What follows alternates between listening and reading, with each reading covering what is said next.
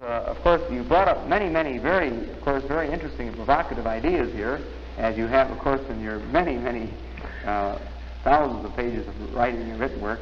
And, of course, running through all your work, there are many of these ideas in the personal unconscious, the race unconscious, the self, the ego, the persona, the energy principles, such as we mentioned entropy and equivalence and so on, in a sense, the first and second law of thermodynamics, I believe, that you suggest or allude to. And now, in trying to look at the whole person, of course, one is struck that you are trying hard to look at the whole person, that you don't want to look at these little parts of this person, but feel there's sort of a total future realization of the whole that may be very important. That you talk, for example, about a process of individuation, how this whole person emerges, if I'm not mistaken. Would you like to comment a little bit upon this process of individuation, this process, how all these factors move toward a whole, a totality? Well, you know, that's something quite simple. Take an acorn, yes, put it into the ground, it grows, and it becomes an oak. Yes. You see, that is man. Yes. Man develops from an egg. Yes. And develops into the whole man. Yes. And that is the law that is in him. Well, when you spoke with Dr. Einstein in your early discussions, you were saying earlier that he more or less tried out some of his ideas on you. Did you ever bring to him the possibility or ask his opinion about the possibility that relativity might apply to psychic function?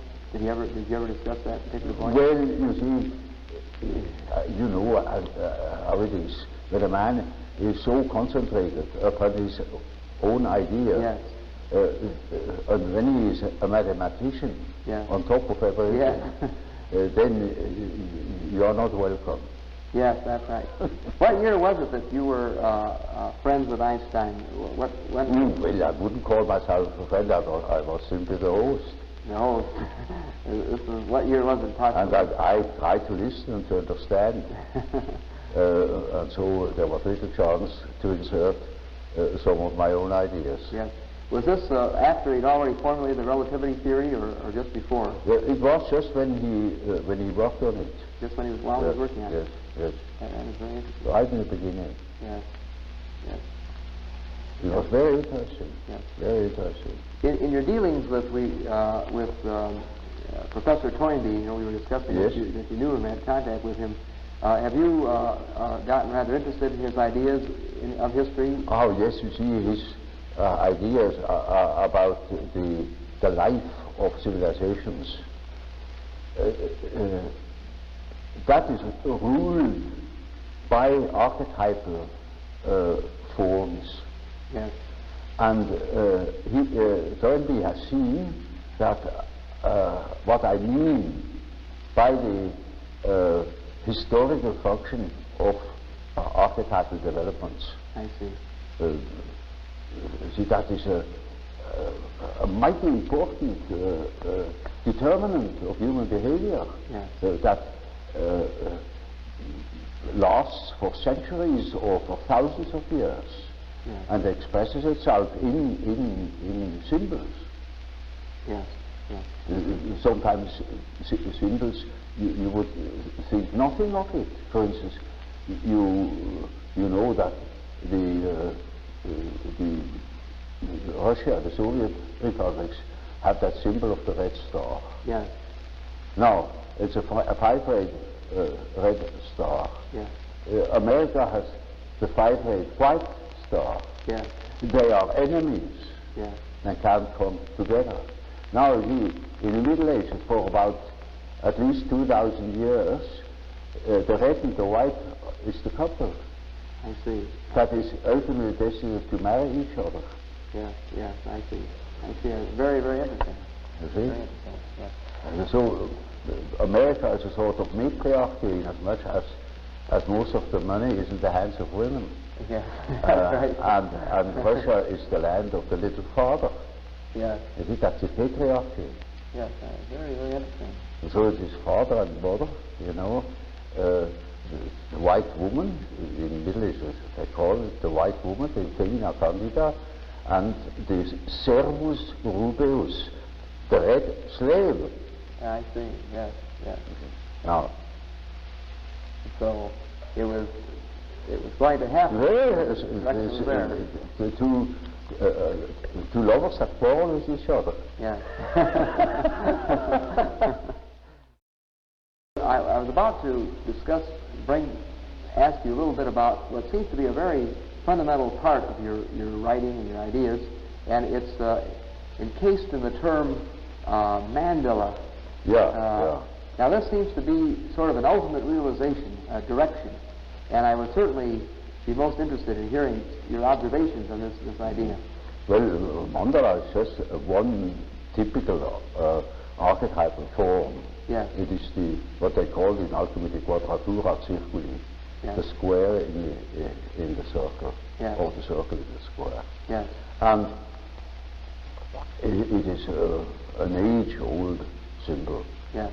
That goes right back in the prehistory of man, yes. and is all over the earth. Yes. And it either expresses the deity or the self. Yes.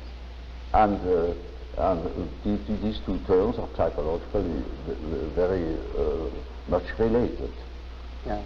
Which doesn't mean that I believe that God is a self or that the self is God. I see. I make that statement that yes. there is a psychological relation. Yes. And that can be, have plenty of evidence for it. Yes. And it is a very important archetype. It's the archetype of an inner order. I see. And it is always used in that sense, either to make the arrangement of the many aspects of the universe, a world scheme, or a scheme of our psyche. Yes. And it expresses the fact that there is a center and a periphery.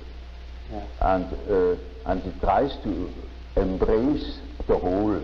It's a symbol of wholeness. Wholeness.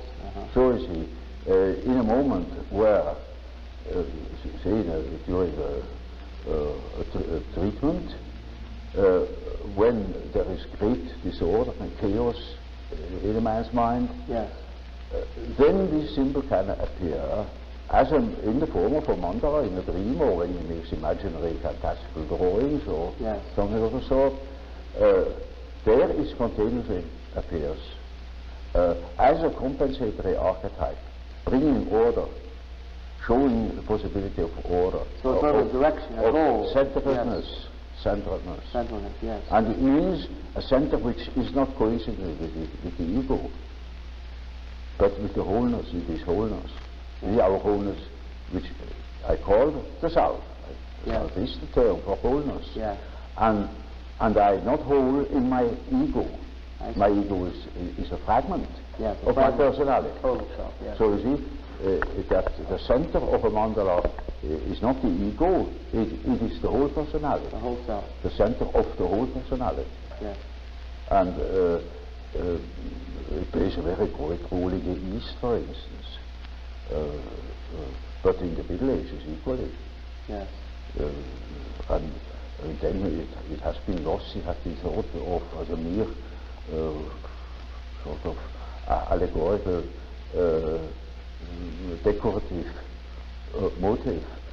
But as a matter of fact, it is highly important and highly autonomous symbol that appears in dreams and so on, or in folklore.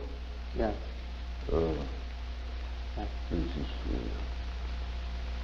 This is, one could easily say, the main archetype. Yes. Yes. Now, in speaking of this totality, which you say is sort of unified in the self, and of course, as you suggested here, that the mandala is this very important archetype symbolizing this balance, I believe, as you yes. alluded to here. Yes. Of course, sometimes we try in psychology to start from whatever totality does exist in the individual and try to sort of look into underlying motivation, and we have recently used a great deal of certain types of testing that we call projective tests. And as you've already suggested, and we all know, of course, very well, that you certainly played a major role in developing this point of view with your word association method. And of course, to a great degree, another very interesting development, of course, in about 1922, Hermann Rorschach developed his ink blot or Rorschach test. Now, first of all, to even talk a little bit more about word association work, we talked a little bit about it already. We've heard your comments on it. Would you like to, if we could here, perhaps get into it in a little bit more detail? Now, first of all, what are the ingredients of the word association test? What is involved in the use of it? You mean the practical? Yes, the practical use of it. Yes. Oh well, you see, in the beginning, when I was a young man, of course, I was completely disoriented with patients. I didn't know where to begin or what to say. Yes, yes. And the association at Jung has given me the chance to offer access to their unconscious. Yes. I learned about the things that did not tell me. Yes, yes. And I got a deep insight into the things they did not know. Yes, and yes. they discovered many things. Now, would you say that from responses, and as you say, complexes, or sort of emotional blocks? Yes, that was the main thing. Of course, this word complex, I know, is yes, a word that you originated. It's used very widely now. The gefühlsbetonte complex, that is, was my term. Yes, yes. Now, do you hope from these complexes or emotional blocks that you uncover as you administer this test to get at materials of the personal unconscious or the racial unconscious or all of the factors that influence this individual? You know, in the beginning there was no question of a collective unconscious or something like that. It is chiefly the ordinary personal contacts. Yes, that I see. You weren't expecting to get into such depth. Among hundreds of complex associations, there might appear an archetypal element, but that wouldn't show particularly. Yes, yes. Now, that is not important. You know, it is like a Rorschach, superficial orientation. Yes, yes. You knew Hermann Rorschach, I believe, did you not? No, he has circumvented me as much as possible. Yes. But did you get to know him personally? No, you did not. I did not. never saw it. Yes. No. In his intro-tensive and extra-tensive ideas, of course, he's talking a great deal about your introversion and extroversion ideas and his own interpretation. I was anathema because I had first said it, you see, and that is unforgivable. So you really didn't have any personal contact with Rorschach? No personal relation at all. No, I see. Are you familiar with his test? Have you seen his test, the Rorschach test? Yes, I know it. Yes. But I never applied it. You never applied the test? Because later on, of course, I didn't apply the association test anymore because it wasn't necessary. Yes. I learned what I had to learn through it, but for the exact examination of psychic reactions, I think it is a very excellent means. Yes, yes.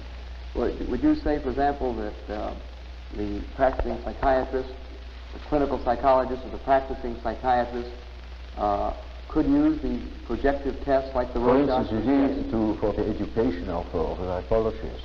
Yes. Practical psychologist who's meant to do actual work with people. Yes. I think it was the best means to make him see how the unconscious works. Is that right? The projective test. It's exceedingly didactic. I see. There you can demonstrate repression or the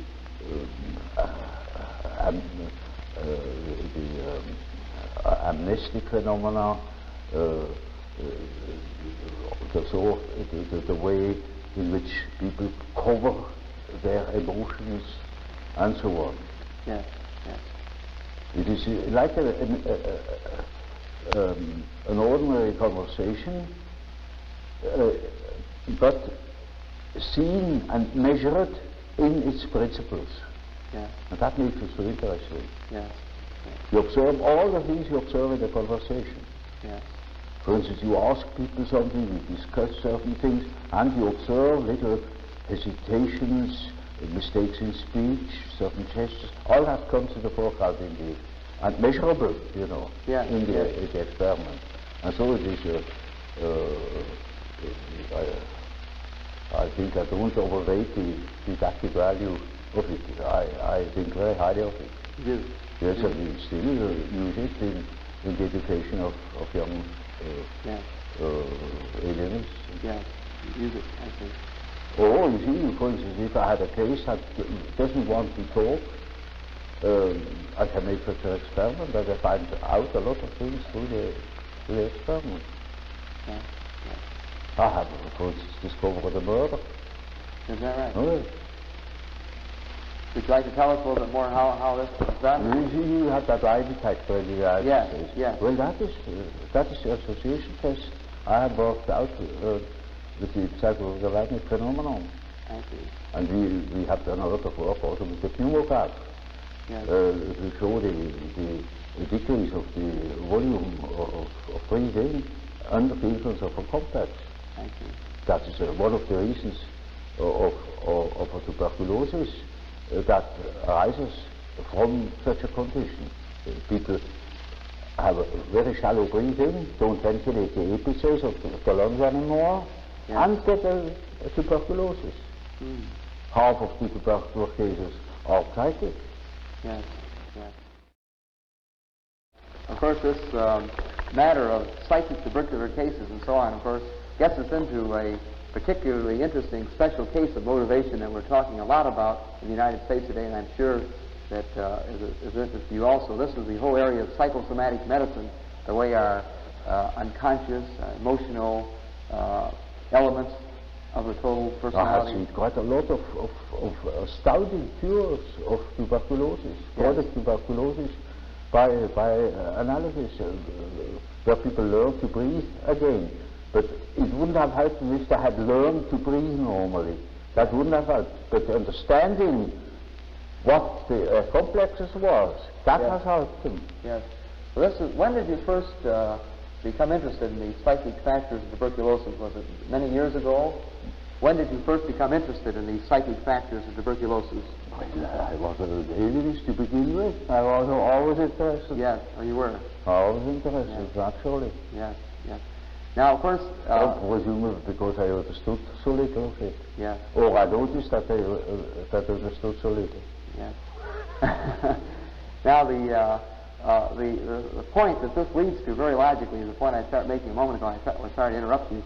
But you see, this is very much the heart of a lot of our thinking today, the area that we call psychosomatic medicine. Yes. Where we are now, right now, becoming more and more interested in the very thing you're saying, how these emotional, how these unconscious, how these personality factors can actually have effect on the body. And, of course, the classic examples in the United States in the past have been, for example, the peptic ulcer, where they believe this is the case of where these emotional factors have actually created pathology in the body. Yes. And, of course, we've extended these ideas into many other areas. We, for example, feel that where there already is pathology, that these emotional factors can intensify it.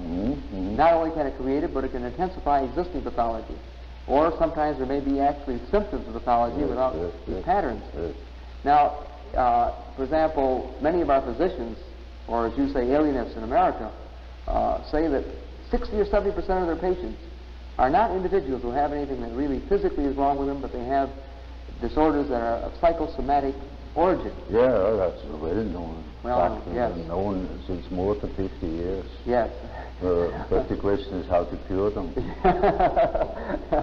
Now, what is the, speaking of these psychosomatic disturbances, and as you say, tuberculosis would be one example, and we are now, of course, very interested in further research in this matter in the United States, and for that matter in other parts of the world. Do you have any ideas as to why the patient selects this type of symptom for a problem? Why does he show his problem? He doesn't select them. He doesn't select them. To him. They happen to him. Now, you could ask just as well, when you are eaten by a crocodile, how you happen to select that crocodile. Yeah. Now, it has selected you. Yes. Now, of course, to me, this, in a sense, that unconsciously, why is selected? No, not even unconsciously. Not even consciously. Not even unconsciously. Yes. In other words, you don't believe that there's any way of tracing in the personality of the individual a reason why he must... You see, that is an extraordinary exaggeration of the importance of the subject. I see. As if he were choosing such things. Even unconsciously. They get him. Yes. Even unconsciously, there isn't this degree of free will. Yes, I see. I see. Now, in the whole matter of psychosomatic medicine, they have now, for example, very recently hinted that cancer may have psychosomatic involvement. Yes. This doesn't surprise you? That not at all. We know these things since long, you know. That 50 years ago, we already had these cases, you know, ulcer of the stomach, tuberculosis, chronic arthritis, skin diseases. Yes. All psychogenous under certain conditions. Yes. And even cancer, the fact that cancer may have... Well, you see, I couldn't swear. Yes.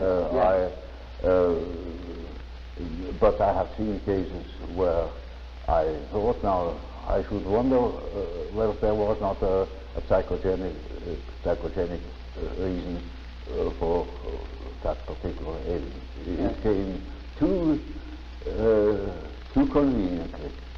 Too conveniently. Yeah. And so some of the studies that, for example, in the United States show that, for example, Jewish women practically never get cancer in the vaginal regions. Yes. We're more often to get cancer, say, in the breast regions, yes. as one example. Yes. And many things can be found out about cancer, I'm sure. You see, to us it was always a question how to treat these things, and anything is possible. Every disease has a psychological accompaniment. Yes. And it